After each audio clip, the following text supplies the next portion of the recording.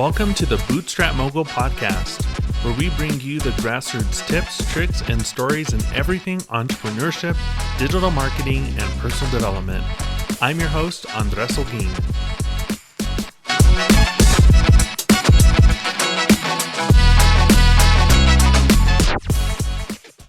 Welcome to another episode of the Bootstrap Mogul Podcast. I'm your host, Andres Holguin, and it's such a pleasure to be here with you today. Now, I know some of you are tuning in while you're commuting to work, or maybe you're taking a break from your hectic schedule, or maybe you're just relaxing at the end of your day. Now, whatever the case may be, I want you to take a deep breath with me right now. And as you let that breath out, just let go of any stress or distractions, because we are about to embark on an enriching journey of insights and inspiration. So let's get started. Today, we're diving into an incredibly captivating and, dare I say, an essential topic that's at the heart of every entrepreneurial journey. And that's the art of calculated risk-taking in entrepreneurship. Yep, you heard that right. Risks. Those scary leaps into the unknown that make your heart pound a bit faster. But you know what? It's these very risks that often become the stepping stones to monumental success. And isn't that exciting? Now, I understand that the word risk can seem a bit intimidating. It's often associated with the chance of loss or failure, right? But let's change our perspective a little. Imagine instead that risks are opportunities to learn, to grow, and to step up your game in the business world. Now that sounds a bit less scary now, doesn't it? So my friends, buckle up as we navigate the exhilarating road of risk-taking. It's going to be an exciting ride. Let's dive in, shall we? So let's get down to business. What is risk in the context of entrepreneurship? Simply put, risk is the potential for a decision to lead to an outcome that's less than favorable. It's a fundamental part of the entrepreneurial landscape. Now, risk can take many forms in the business world. We can have financial risks where we might lose money. There can be strategic risks where a business move might not go as planned. We can also have operational risks where our business operations could be affected due to various factors, and reputational risks where our brand's reputation might take a hit. However, there's an exciting side to risk, and I'm talking about the thrill that comes with the potential to create something transformative.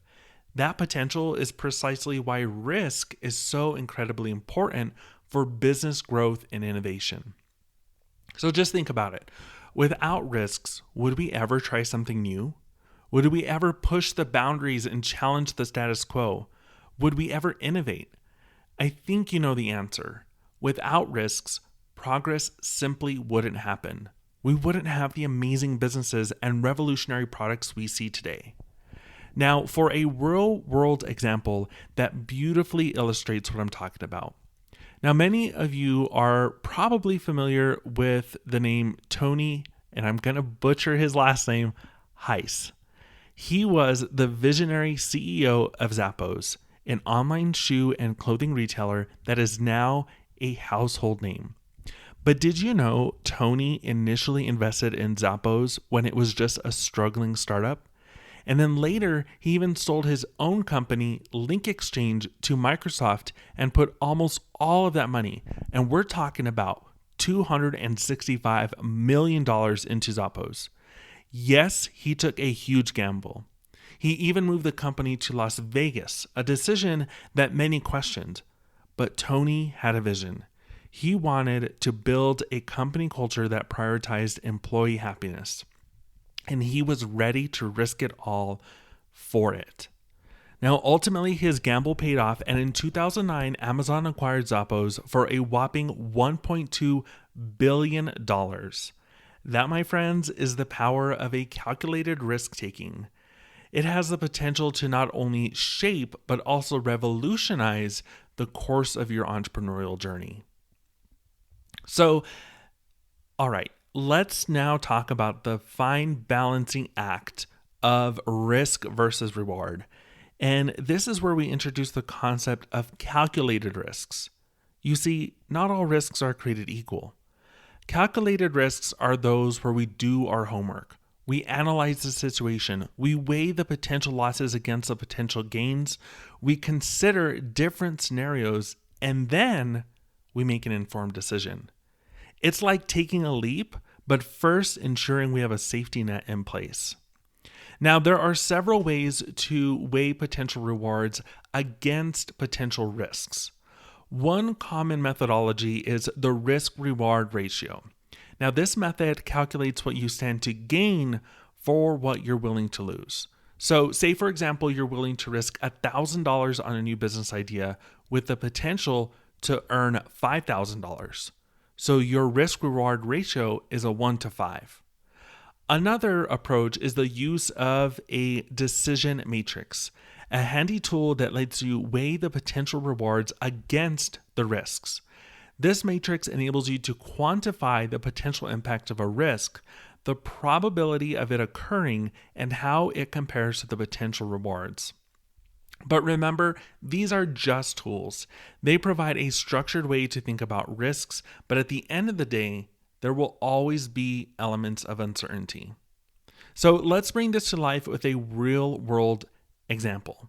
Have you heard of Andrew Mason? He's the founder of Groupon, a global e-commerce marketplace. Now, back in 2010, Groupon was just a 2-year-old company, but it was growing rapidly. Then came an offer from Google, a staggering $6 billion offer to buy out the company. Just imagine, $6 billion. But here's when it gets interesting. Mason did the unthinkable. He declined the offer. Yes, he said no to $6 billion. Why, you might wonder?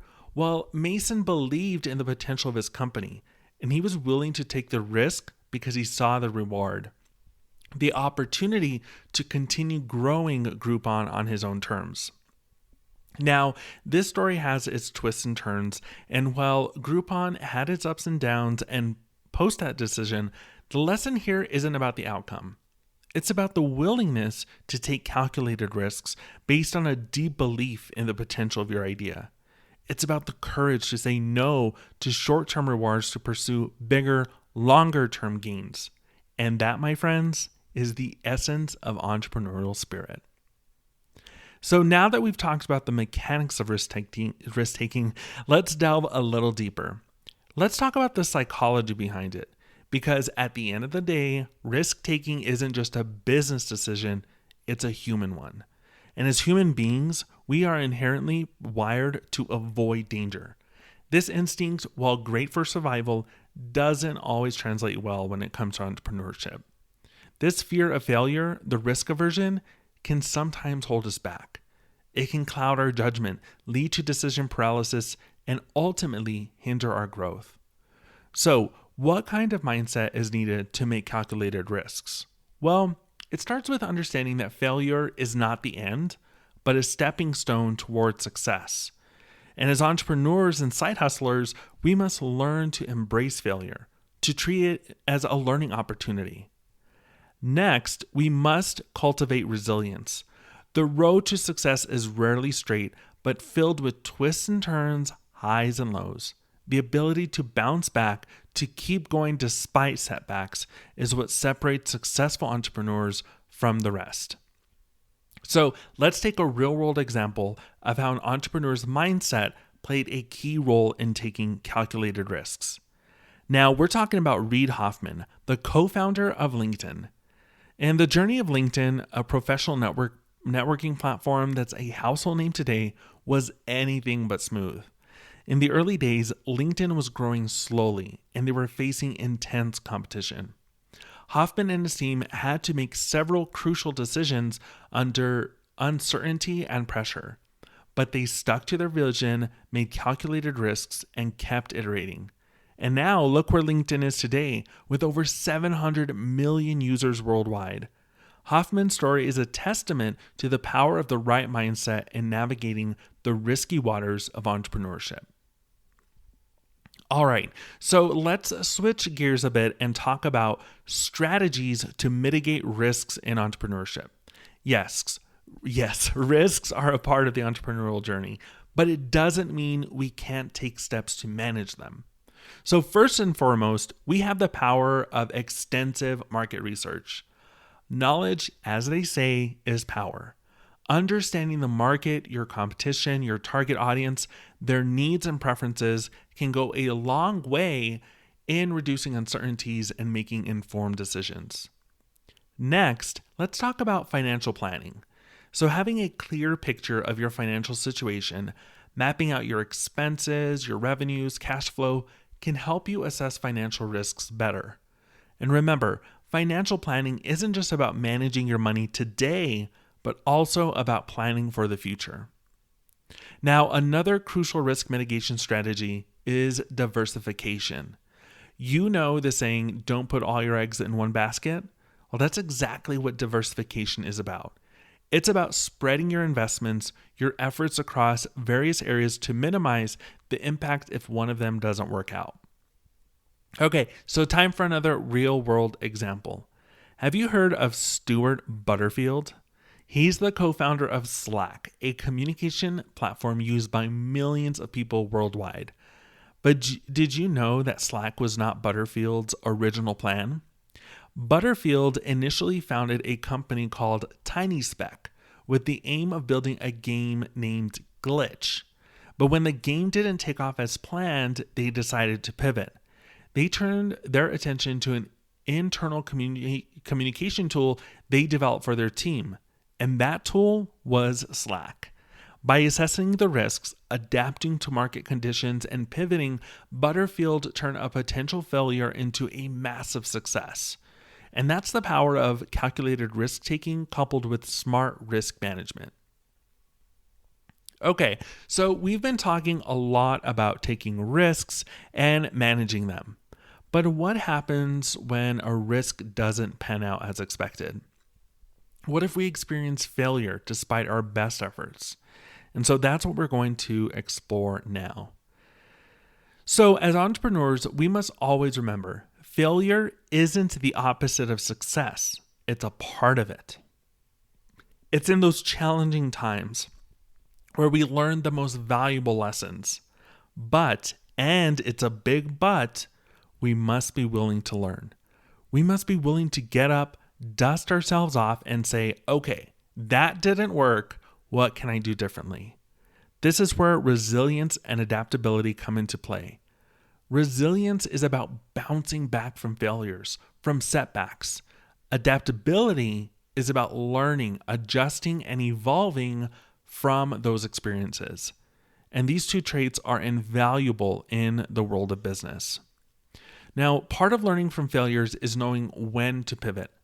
Sometimes, despite our best efforts, things just don't work out. But that doesn't mean it's the end, because it can be an opportunity to pivot, to change course, or to try something new. So let's illustrate this with a real-world example.